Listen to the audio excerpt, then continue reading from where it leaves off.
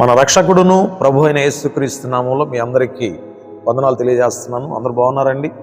దేవుని మహాకృపను బట్టి ప్రతి ఉదయం డైలీ మన్నా అనే కార్యక్రమం ద్వారా దేవుని వాక్యాన్ని మీకు అందిస్తూ ఉన్నాం. దేవుని బిడ్డలారా, చాలామంది ఉదయాన్నే దేవుని వాక్యం విని ఆధ్యాత్మికంగా బలపరచబడుతున్నారు. ఆత్మీయ మేలులు ఎన్నో పొందుకుంటూ ఉన్నారు. దేవుని బిడ్డలారా, దయచేసి గమనించండి. మన ఛానల్ను ప్రాముఖ్యంగా సబ్స్క్రైబ్ చేయండి, ఖచ్చితంగా లైక్ చేయండి, ఖచ్చితంగా షేర్ చేయండి, అనేకులను ప్రోత్సహించండి. మన పరిచర్య కొరకు, మన సంఘం కొరకు, మా కొరకు అనుదినం మీరు ప్రార్థన చేయాలని ప్రభు పేరట మనం చేస్తున్నాను. కారణం ఏంటంటే మీ అందరి కోసం మేము ప్రార్థన చేస్తున్నాం.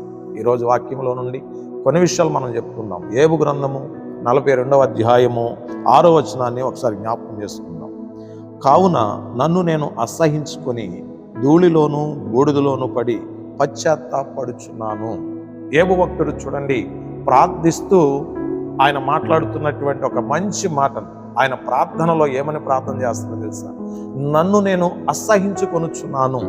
అంతేకాదు దేవుని బిడ్డలారా, ధూళిలోను బూడిదలోను పడి పశ్చాత్తాపడుచున్నానని ప్రార్థన చేస్తున్నాడు.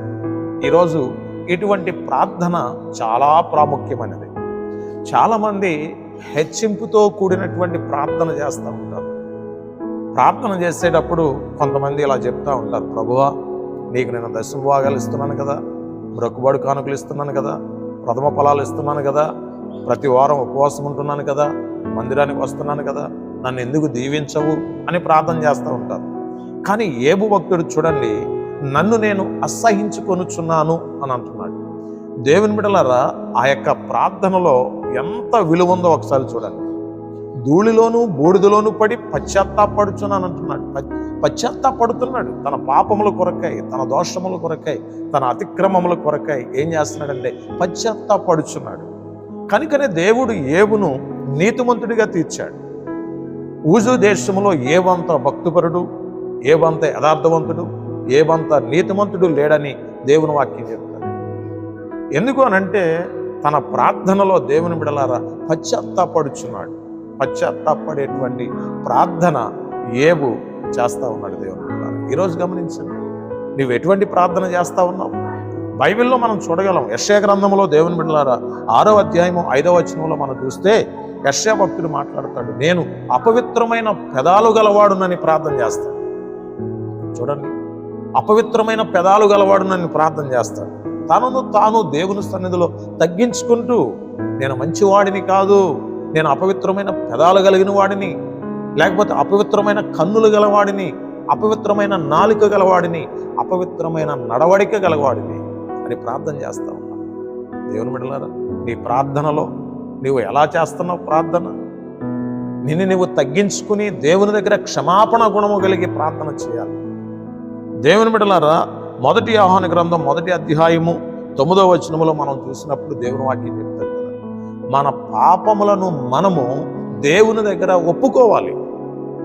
మనం దేవుని దగ్గర మన పాపములు ఎప్పుడైతే మనం ఒప్పుకుంటామో దేవుని బిడ్డల, సమస్త దుర్నీతి నుండి దేవుడు మనలను రక్షిస్తాడు. సమస్త దుర్నీతి నుండి దేవుడు మనల్ని కాపాడుతాడు. ఈరోజు నువ్వు చేసేటువంటి ప్రార్థన దేవునికి ఇష్టమైనదిగా ఉండాలి. యోబు భక్తుడు ఎంత మంచి ప్రార్థన చేస్తున్నాడు తెలుసా? నన్ను నేను అసహించుకొనుచున్నాను, ధూళిలోను బూడిదలోను పడి పశ్చాత్తాపడుచున్నాను అంటున్నాడు. యెషయా గ్రంథకర్త అంటున్నాడు కదా, అపవిత్రమైన పెదాలు గలవాడును అంటున్నాడు. 1 యోహాను రాసిన పత్రికలో దేవుని వాక్యం చదువుకున్నాడు. దేవుని వాక్యం అంటున్నాడు, మన పాపములు మనం దేవుని దగ్గర ఒప్పుకోవాలి. పరిశుద్ధాత్మ దేవుడు ఖచ్చితంగా అప్పుడు మనల్ని ఆశీర్వదిస్తాడు. నువ్వు ఏ స్థితిలో ఉన్నావు? పాపంలో ఉన్నావా? అంధకారంలో ఉన్నావా? చీకటిలో ఉన్నావా? అపవిత్రమైన పెదాలు కలిగి ఉన్నావా? ఒక్కసారి నిన్ను నీవు అసహించుకొని దేవుని మందిరంలోనికి వెళ్ళి బలిపీఠం దగ్గర పడి, పరిశుద్ధ స్థలములో పడి కన్నీరు మున్నీరుగా పాపముల నిమిత్తమై పశ్చాత్తాపడు. ఖచ్చితంగా ప్రభు నిన్ను, నీ కుటుంబాన్ని ఆశీర్వదిస్తాడు. ఈరోజు వాక్యం వింటున్నా సహోదరి సహోదరుడా, నువ్వెవరైనా కానీ ఈరోజు నీ పాపముల కొరకే నువ్వు ప్రార్థించు. ఖచ్చితంగా దేవుడు నిన్ను ఆశీర్వదించి ఉన్నతమైనటువంటి స్థితిలో ఉంచులాగన నీ కొరకు, నీ కుటుంబం కొరకు నేను ప్రార్థన చేస్తాను. ప్రార్థన చేసుకున్నాం. మహాపరిశుద్ధుడైన తండ్రి, మీ పరిశుద్ధమైన నామానికి స్తోత్రాలు, వందనాలు. మేము నీ సన్నిధిలో ఎలా ప్రార్థించాలో ప్రార్థన మాకు నేర్పించండి నాయన. కొన్ని సందర్భాల్లో ఎలా ప్రార్థించాలో మాకు అర్థం కావట్లేదు. ఉచ్చరింప సఖ్యము కాని మూలుగులతో ప్రార్థించుటకు సహాయం చేయండి. మా పాపములను మేము ఒప్పుకొని నీ సన్నిధిలో కన్నీరు విడుచుటకు సహాయం చేయండి. పాపముల నిమిత్తమై పశ్చాత్తాపడి నిత్యరాజ్యానికి వారసులు కావడానికి అందరికీ మారుమనసు రక్షణ అనుగ్రహించమని ప్రార్థిస్తున్నాను.